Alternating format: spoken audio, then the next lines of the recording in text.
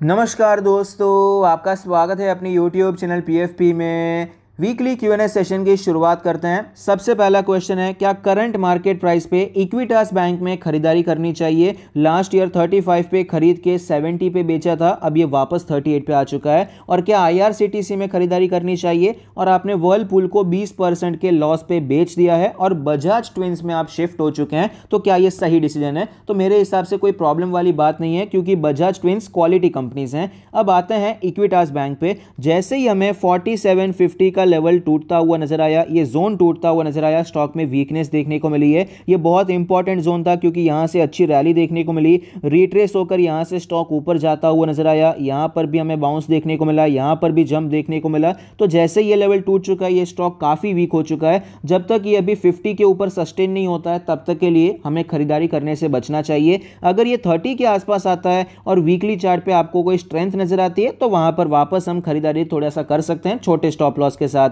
IRCTC के बारे में बात करें तो ये भी अपने सपोर्ट की तरफ आता हुआ नजर आता है। दो इंपॉर्टेंट सपोर्ट है, 500 का लेवल है और 400 का लेवल है। देखा जाए तो 400 का ज़्यादा इंपॉर्टेंट है। वहां पर आप देख पाएंगे पुराना ऑल टाइम आया था, यहां पर भी रेजिस्टेंस लेकर ये स्टॉक नीचे आता हुआ नजर आया था। और जब से ये ब्रेकआउट देखने को मिला, 400 पर भी आपको इसने थोड़ा सा टाइम स्पेंड किया, रैली देखने को मिली, 500 से रेजिस्टेंस लेके नीचे आया, ऊपर गया, वापस 500 से सपोर्ट लेकर आपको ये भागता हुआ नजर आया। तो इस प्रकार से 400 और 500 ये दोनों लेवल्स इंपॉर्टेंट हो जाते हैं। 500 से भी ये ऊपर जा सकता है और 400 से भी ऊपर जा सकता है। जहां पर भी आपको थोड़ा सा कंफर्मेशन मिलता है, छोटे स्टॉप लॉस के साथ काम कर सकते हैं।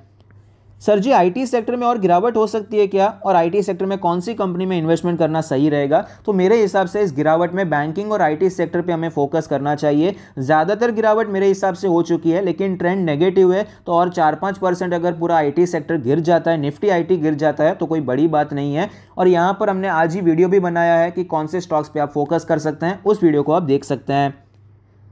निफ्टी 20, बैंक 20, आईटी 20 किस प्राइस पर लेना सही रहेगा? और 2-4 साल में ये सब डबल हो सकते हैं क्या? तो प्राइस तो देखिए मेरे हिसाब से सही चल रहा है, थोड़ा थोड़ा करके आप इन्वेस्टमेंट कर सकते हैं, एसआईपी वे में करने के बारे में सोच सकते हैं। और 2-4 साल में डबल मतलब तो किसी एक स्टॉक के बारे में भी बात अगर करनी है कि 2-4 साल में डबल हो जाता है, तो वो भी मेरे हिसाब से आप अच्छा खासा अग्रेसिव बेट ले रहे हैं, 2 साल में डबल मतलब। और यहाँ पर तो बात हो रही है इंडेक्स की, तो इंडेक्स देखिए कोविड के टाइम पे 2 साल में डबल हो गया, इसका मतलब ये नहीं है कि हर साल आपको डबल होता हुआ नजर आएगा। तो फिलहाल मेरे हिसाब से हमारा एक्सपेक्टेशन ये होना चाहिए कि हम इन्वेस्ट करते जाए लॉन्ग टर्म, मतलब 10 साल 20 साल के लिए हम क्वालिटी कंपनीज में या फिर इंडेक्स में जो आपने ETFs के नाम लिए वहां पर इन्वेस्ट करते जाए, और हमारी एक्सपेक्टेशन 12 से 15% की होनी चाहिए।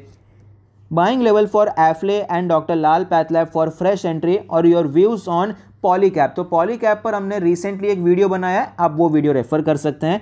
एफले के बारे में बात करें तो फिलहाल स्टॉक में गिरावट देखने को मिल रही है। ये 800 के लेवल की तरफ बढ़ता हुआ नजर आता है, जो कि काफ़ी ज़्यादा इंपॉर्टेंट सपोर्ट है। यहाँ पर आप खरीदारी करने के बारे में सोच सकते हैं।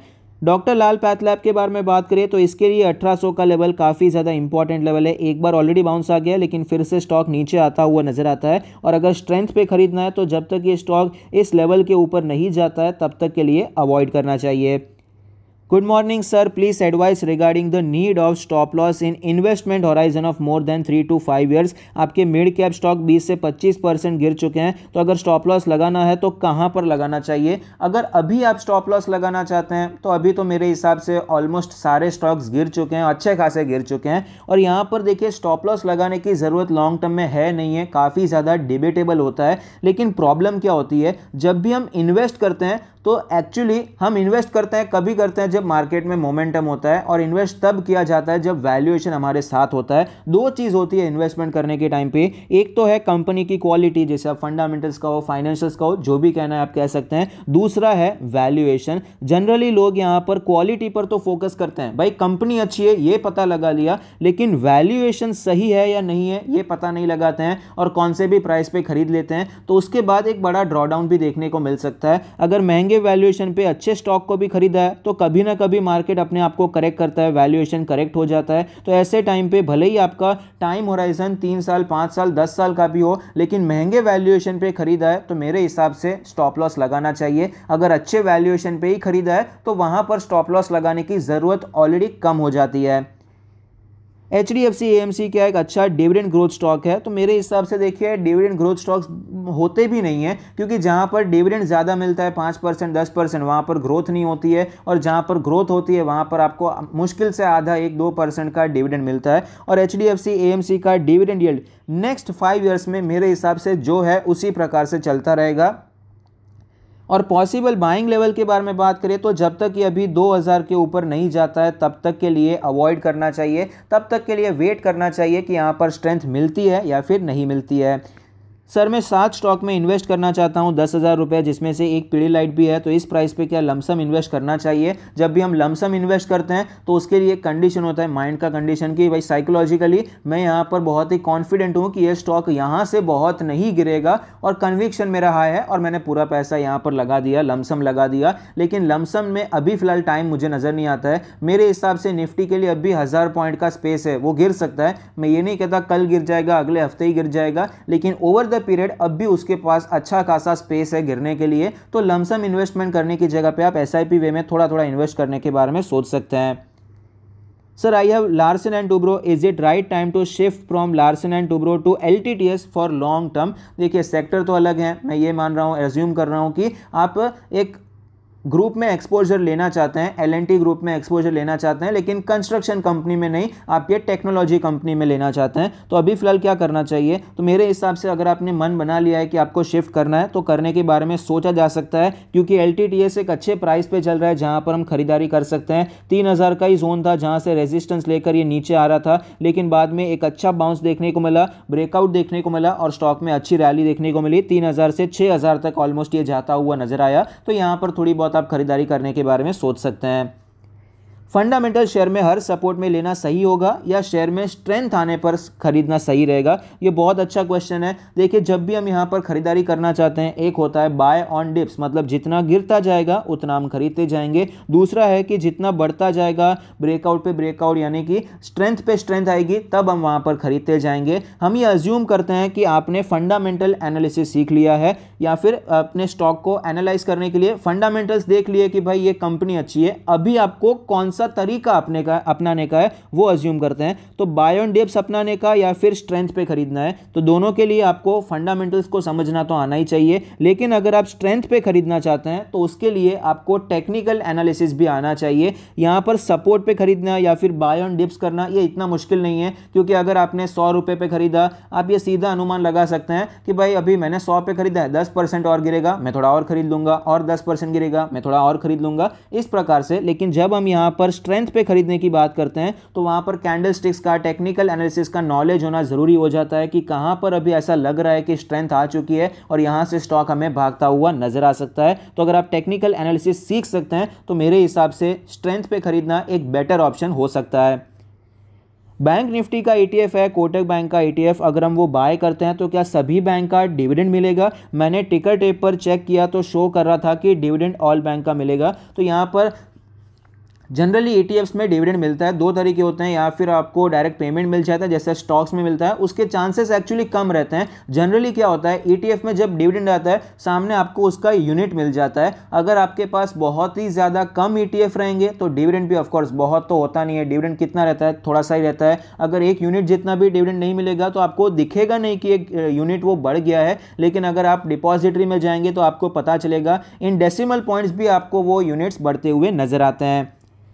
Your views on Reliance and KPIT, क्या केपिट 400 के नीचे जा सकता है? सबसे पहले रिलायंस के बारे में बात करें तो इंपॉर्टेंट लेवल पे ट्रेड कर रहा है, 2550 के आसपास एक इंपॉर्टेंट लेवल है। पहले रेजिस्टेंस था, फिर यहाँ से सपोर्ट लेकर ये ऊपर गया, फिर नीचे भी आया, फिर से रिकवरी देखने को मिली, अब वापस ये उसी लेवल पे आ चुका है। अगर ये लेवल टूट जाता है तो रिलायंस वापस इस जोन में आता हुआ नजर आ सकता है जहाँ पर हम खरीदारी कर सकते हैं। केपिट टेक के बारे में बात करें तो यहाँ पर 400 का लेवल इंपॉर्टेंट सपोर्ट है। अभी तो ये 450 के आसपास ट्रेड कर रहा है। 400 टूटेगा या नहीं टूटेगा अभी सोचने की जरूरत नहीं है, और एक्चुअली ये दिख भी नहीं रहा है चार्ट पर कि 400 पे आता है। अगर ये कुछ ऐसा तोड़ देता है तो हम मान सकते हैं कि अभी 400 तोड़ दिया और स्टॉक और भी ज़्यादा क्रैश हो सकता है, लेकिन अभी के लिए तो 400 एक इंपॉर्टेंट सपोर्ट है। मेट्रोपोलिस में एवरेज करे क्या? तो मेट्रोपोलिस आप देख सकते हैं काफ़ी ज़्यादा वीक हो चुका है। 1800 के नीचे जैसे ही गया स्टॉक में हमें फ्री फॉल हमें दिखाई पड़ता है। तो जब तक ये 1800 के ऊपर सस्टेन नहीं होता है तब तक हमें खरीदारी करने से बचना चाहिए। According to the price of stocks due to this fall, please make a portfolio of 40 to 50,000 for long term, which includes high dividend stock and top quality stocks of all sectors. Of course हम जरूर कोशिश करेंगे एक अच्छा portfolio model portfolio बनाने की कोशिश करेंगे जहां पर एक रिटेल इन्वेस्टर इन्वेस्टमेंट करना शुरू कर सकता है। एम्बर एंटरप्राइज, एस्ट्रल पॉली, डॉक्टर लाल पैथलैब, ग्लैंड फार्मा, डिविस लैब, विप्रो, टेक महिंद्रा बाय करना ठीक रहेगा क्या इस लेवल पे यार, और गिरावट का वेट करें? देखिए प्लीज़ कोशिश कीजिए कि ऐसे आप क्वेश्चन ना भेजें, क्योंकि आप अगर लिस्ट भेज देंगे कि इसका बाइंग प्राइस बताइए, इसमें क्या करना चाहिए, ऐसे क्वेश्चन जनरली मिस हो जाते हैं। तो यहाँ पर एक से दो क्वेश्चन, आप एक से दो स्टॉक, तीन स्टॉक्स उसके बारे में ही पूछा करिए। तो यहाँ पर आपने पूछ लिया तो मैं आपको बता देता हूँ। एम्बर में देखिए अभी मेरे हिसाब से वेट करना चाहिए, काफ़ी ज़्यादा वीकनेस है। एस्ट्रल खरीद सकते हैं, लाल पैथलैब का डिस्कस किया। ग्लैंड फार्मा में मेरे हिसाब से अवॉइड करना चाहिए, बेटर है डिविस लैब पे आप फोकस कर सकते हैं। विप्रो, टेक महिंद्रा यहाँ पर थोड़ा बहुत खरीदारी करना चाहें तो करने के बारे में सोच सकते हैं। Sir request you to please create a separate single video for best price at dip, technical plus conservative for following as I am holding this only in my long term investment portfolio. तो of course हम कोशिश करेंगे कि यहाँ पर देखिए individually कई बार हमने स्टॉक्स को कवर किया है, अच्छे अच्छे स्टॉक्स है। पीडीलाइट को रिसेंटली हमने कवर किया है, टाइटन को भी कवर किया है, जहाँ पर इन्वेस्टमेंट करने के बारे में सोच सकते हैं, और इन सब स्टॉक्स को हम इंडिविजुअल वीडियो में भी कवर करने की कोशिश करेंगे। सर फॉर नाउ हर जगह से कुछ ना कुछ सुनने को मिल रहा है कि भाई you just need one bear market to create fortune, और एट द सेम टाइम हमें ग्लोबल रिसेशन की बातें होती हुई भी नजर आती है। तो ऐसे टाइम पे कन्विक्शन को कैसे हाई रखना चाहिए? क्या ऐसे टाइम पे अच्छे बिजनेसेस को खरीदते रहना चाहिए या फिर कुछ टाइम के लिए वेट करना चाहिए? सबसे इंपॉर्टेंट ये क्वेश्चन है मेरे हिसाब से। तो यहाँ पर मैं आपको कंटिन्यूसली बताते आ रहा हूँ कि सपोज HDFC बैंक का एग्जांपल लेते हैं, अगर आपने 1300 पे पहले खरीदा हुआ है तो अभी फिर से खरीदने की ज़रूरत नहीं है, वेट कीजिए, बेटर अपॉर्चुनिटी मिल सकती है। इस हिसाब से मैंने कई स्टॉक्स में बताया है कि रिसेंटली अगर आपने खरीदा है, सफिशिएंट क्वांटिटी में खरीदा है, तो वापस अभी खरीदने की ज़रूरत नहीं है। बस ये मैंने आपको कितनी बार रिपीटेडली अलग अलग स्टॉक्स में बताया है। तो यही हमें सोचना है कि भाई रिसेंटली अगर ऑलरेडी सफिशिएंट क्वांटिटी में खरीदा है तो अभी जिस प्रकार का माहौल चल रहा है, प्रोबेबिलिटी है कि मार्केट और गिर सकता है, तो वेट करना चाहिए। अगर आपने बिल्कुल नहीं खरीदा है, एकदम फ्रेश आए हैं, नया पैसा कहीं से आया है, कहीं से आपको अच्छा खासा पैसा मिल गया और मार्केट में निवेश करना चाहते हैं, तो थोड़ा पैसा आप यहाँ पर इन्फ्यूज करने के बारे में सोच सकते हैं। और ऐसे टाइम पे कन्विक्शन को कैसे हाई रखें? तो जैसे कि मैंने एक वीडियो में बताया था कि भाई ये जो रिसेशन की बातें हो रही है, थोड़ा बहुत वो नेगेटिव चीज़ें पढ़ना कम कर दीजिए, क्योंकि दुनिया खत्म नहीं होने वाली है। दुनिया अगर खत्म होगी तो एक बार खत्म होगी, लेकिन अगर ये सारे जो इकोनॉमिक डाउनटर्न्स आते हैं, अगर खत्म होनी है तो खत्म हो जाएगी, और इन्वेस्ट करे या ना करे कुछ फर्क नहीं पड़ेगा, क्योंकि खत्म होनी है तो भाई कुछ नहीं बचने वाला है। उससे अच्छा है इन्वेस्ट करते हैं, रिकवरी आ जाएगी मार्केट में तो हमें अच्छे पैसे यहाँ पर बनते हुए नजर आएंगे। और टाइम देना पड़ेगा, ऐसे टाइम पे आपको 1-2 साल टाइम देना पड़ सकता है। अभी तो मेरे हिसाब से 6 महीने का ही मैं बोल रहा हूँ कि भाई 6 महीने के लिए तो तेजी आएगी, ये भूल जाना चाहिए। 2023 में जो होगा वो होगा। अभी के लिए तो मार्केट इसी प्रकार से वॉलेटाइल रहता हुआ नजर आ सकता है, लेकिन कई बार ये एक्सटेंड हो जाता है टाइम पीरियड, 6 महीने का, 1 साल हो सकता है, 2 साल हो सकता है, कुछ भी हो सकता है। तो अगर यहां पर आपके बिजनेसेस पे आपका प्रॉफिट बढ़ता जा रहा है, आपने रिलायंस खरीदा, रिलायंस का अगर प्रॉफिट बढ़ता जा रहा है तो आपको टेंशन इतने लेने की जरूरत नहीं है। आपने अच्छा बिजनेस सिलेक्ट किया है। अभी मार्केट का जब भी मूड होगा आप तेजी देखने को मिलेगी। मार्केट क्या करेगा ये हमारे हाथ में नहीं है, हम क्या करेंगे वो हमारे हाथ में है, तो हमें उस पर ही फोकस करना चाहिए। आई होप आपको ये वीडियो पसंद आता है। Thank you, stay happy, happy investing.